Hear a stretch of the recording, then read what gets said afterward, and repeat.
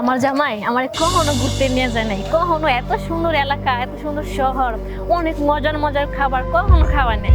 কিতারে বন্ধু তোর বউ কামিলার লগে তোমার লাগি মরতে আমি পারবো, আমি তো বিশ্বাসই করতে পারতাছি না।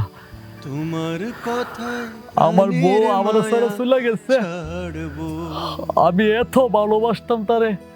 তোমার লাগি আমি কেমনে তো আমি ঘরে মরতে আমার বউ সারা। পারবো। তুমি তো জানতা যে আমি তোমার কত ভালোবাসতাম।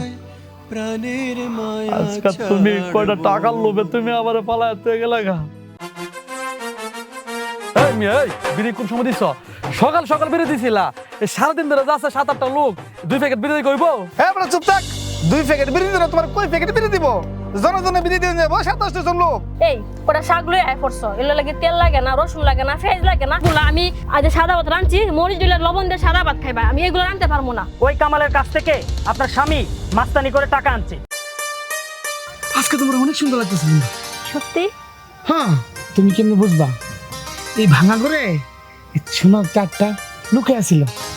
আসলে আমার স্বামী আমার কখনোই বলে নাই যে আমি অনেক সুন্দর, মানে আমার কখনো শাড়ি এনে দেয় নাই, সাজার জন্য কখনোই বলে নাই। রে বুঝলো, কামটা তুই ভালো করলি না।